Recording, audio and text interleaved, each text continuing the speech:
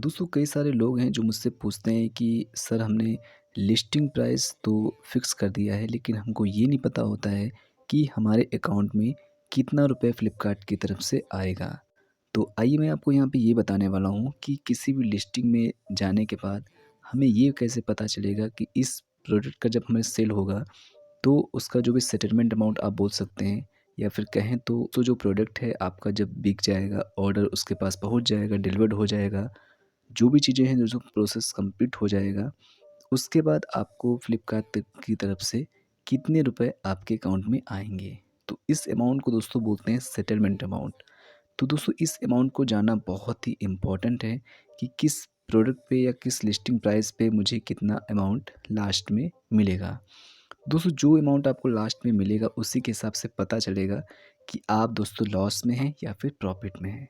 तो दोस्तों ये बहुत इंपॉर्टेंट है कि आपको लिस्टिंग प्राइस जब आप करते हैं तो ये आपको पता होना चाहिए कि लिस्टिंग प्राइस करने के बाद मेरे अकाउंट में कितने रुपए आने हैं या फिर बोले तो कितना सेटलमेंट अमाउंट मेरे अकाउंट में आएगा। तो इस चीज़ को दोस्तों चेक करने के लिए आपको करना क्या है, ये दोस्तों आप चीज़ पहले भी सेट कर सकते हैं। जब आप लोग लिस्टिंग करते हैं तो उस समय भी आपको एक ऑप्शन आता है जिसमें से आप लोग चेक कर सकते हैं कि मेरा सेटलमेंट अमाउंट कितना होगा। तो अगर दोस्तों आप लिस्टिंग कर दिए हैं, उसके बाद भी आपको चेक करना है कि किसी भी लिस्टिंग पे मेरा सेटलमेंट अमाउंट कितना है, मेरे अकाउंट में कितने पैसे आएँगे, तो दोस्तों आसानी से आप लोग चेक कर सकते हैं। उसके लिए दोस्तों आपको यहाँ पे लेफ्ट साइड में 3 लाइन का ऑप्शन मिलेगा, इसी पे हम लोग करेंगे क्लिक। उसके बाद हमको सिंपली यहाँ पे लिस्टिंग पे चलना है। लिस्टिंग पे आने के बाद आपको यहाँ पे जो आपकी एक्टिव लिस्टिंग होंगी, उस पे क्लिक करना है। तो चलिए हम लोग क्लिक करते हैं। उसके बाद दोस्तों जिस भी लिस्टिंग की आपको सेटलमेंट वैल्यू देखनी है, आई मीन बैंक में कितना पैसा आएगा फ्लिपकार्ट की तरफ से जब वो ऑर्डर हमारा सेल होगा, तो उसी को हमको सिलेक्ट करना है। जैसे सपोज़ मैं एग्ज़ाम्पल के लिए इस पे एक सिलेक्ट कर लेता हूँ। तो सिंपली दोस्तों जो एक तरीका होता है वहीं सब पे अप्लाई होगा। आप इसी तरीके से हर लिस्टिंग का जो भी सेटलमेंट अमाउंट है वो आप दोस्तों चेक कर सकते हैं। तो लिस्टिंग पे दोस्तों आने के बाद इस तरह का इंटरफेस खुलेगा। ये मैं आपको ऐप के ही थ्रू बता रहा हूँ ताकि दोस्तों आप लोग अच्छे से दोस्तों समझ सकें। तो यहाँ पे दोस्तों मैंने लिस्टिंग जो प्राइस रखी है 179 रखी है। तो यहाँ पे दोस्तों आपको फ्लिपकार्ट की तरफ से कितने पैसे आएँगे जब ये ऑर्डर सेल होगा, आई मीन सेटलमेंट अमाउंट कितना मिलेगा आपको। तो उसके लिए आपको एक ऑप्शन होता है यहाँ पे सेटलमेंट का, जो कि दोस्तों आपको यहाँ पे कैलकुलेटर के हिसाब से यहाँ पे लिखा हुआ होगा। तो इसी पे हम सभी को करना है क्लिक। उसके बाद दोस्तों ये थोड़ा-सा यहाँ पे ओपन होगा और आपकी जो भी डिटेल्स होगी वो दोस्तों यहाँ पे शो कर देगा। अब यहाँ पे दोस्तों आपको थोड़ा-सा ध्यान से देखना है। उसके बाद दोस्तों यहाँ पे देखेंगे तो बहुत सारी चीज़ें आएँगी जैसे कि मार्केट प्लेस है, ये आ गया है, एफ इंश्योरेंस लिस्टिंग, येस या नो होगा, जो भी आपका होगा वो दोस्तों डिफ़ॉल्ट में आ जाएगा। और उसके बाद शिपिंग टाइप जो भी होगा वो यहाँ पे देख सकते हैं। प्रीपेड होगा या फिर कैश ऑन डिलीवरी होगा, जिससे दोस्तों ऑर्डर आते हैं तो ये 2 प्रकार के आते हैं। एक प्रीपेड जो पहले से मतलब पेड कर देते हैं, एक कैश ऑन डिलीवरी भी आते हैं, ठीक है? दोनों टाइप के आते हैं।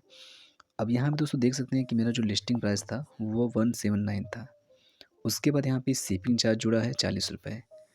तो इस चीज़ को दोस्तों ध्यान रखना, जब आप अपनी लिस्टिंग में एफ इंसर्ट का टैग ऐड कर लेते हैं, तब दोस्तों कस्टमर से शिपिंग चार्ज जो है दोस्तों वो नहीं लिया जाता है।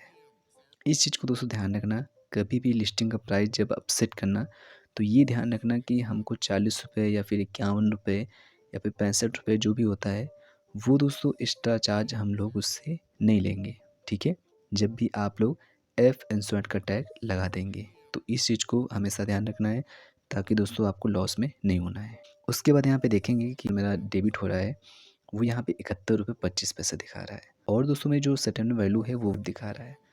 तो यहाँ पे दोस्तों ये अगर मैं देखूँ तो रियल नहीं दिखा रहा है, मतलब आप इसको रियल मत मानिए क्योंकि दोस्तों ये जो शिपिंग चार्ज है दोस्तों वो यहाँ पे जुड़ा हुआ है, लेकिन एफ इंसर्ट की मेरी लिस्टिंग है जो कि दोस्तों कस्टमर से शिपिंग का चार्ज दोस्तों नहीं लिया जाएगा। तो मुझे दोस्तों अगर आप में एफ इंसर्ट यहाँ पे आ रहा है तो ये हमेशा सोच के चलिए कि जो ₹40 यहाँ पे जुड़ रहा है इसमें, उसके बाद ₹71 उसमें माइनस हो रहा है, तब जाके मेरा ये बन रहा है। तो इसमें से भी आपको ₹40 घटा देने हैं, वो एक्चुअल में आपके अकाउंट में आएगा। तो अगर आपको डिटेल्स में देखना हो कि ये 71 रुपये 25 पैसे किस का चीज़ का कट रहा है, तो आपको यहाँ पे एक ऑप्शन मिलेगा डिटेल्स कैलकुलेशन का। इसी पे क्लिक करेंगे तो आपको यहाँ पे डिटेल्स में आ जाएगी कि क्या-क्या दोस्तों आपका कट रहा है। तो सपोज़ यहाँ पे दोस्तों सेलिंग प्राइस आपका 1719 है, 40 रुपये आपने शिपिंग चार्ज जोड़ लिया, अगर जुड़ता है तब। उसके बाद यहाँ पे शिपिंग चार्ज इसने काटा है और फिक्स फी काटी है, जीएसटी जो भी चीज़ें हैं वो यहाँ पे काट ली हैं। उसके बाद आपको दे रहा है 147.75 इतने रुपए दोस्तों आपको ये दे रहा है। लेकिन आपको अगर आपकी लिस्टिंग ऐप इंश्योरेंस टैग में आती है या फिर आप बैग लगा रखे हैं, तो आपको ये इसमें जो आपको ये जोड़ रहा है ना, ये आपको इसमें माइनस कर देना है। तो सिंपली अगर देखा जाए मोटी-मोटा तो मुझे इस यहाँ पे 100 रुपए इस मतलब इस प्रोडक्ट जब सेल होगा मेरा और डिलीवर हो जाएगा, उसके बाद मुझे 100 ही रुपए आएगा सेटलमेंट वैल्यू में। तो आई होप दोस्तों आप समझ गए होंगे कि अगर आपको सेटलमेंट वैल्यू देखना हो, तो आप लोग यहीं से दोस्तों देख सकते हैं। और एक चीज़ का ध्यान रखिएगा, अगर आपकी एफ इंश्योरेंस की लिस्टिंग है, तो वहाँ पे ये शिपिंग चार्ज दोस्तों नहीं लिया जाएगा, जो कि यहाँ पे ये जोड़ रहा है। ठीक है?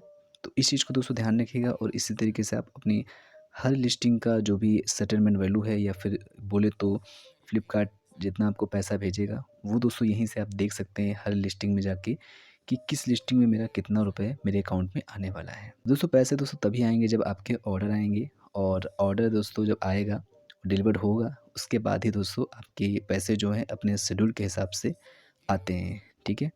तो ये रहा दोस्तों तरीका, आप अपनी लिस्टिंग करने के बाद भी अपने सेटलमेंट वैल्यू को चेक कर सकते हैं। या फिर दोस्तों अगर आपको लगता है कि मेरा जो सेटलमेंट वैल्यू है वो कम है या फिर लॉस में जा रहा है, तो यहाँ पे जाके आप अपने लिस्टिंग प्राइस को दोस्तों एडिट भी कर सकते हैं।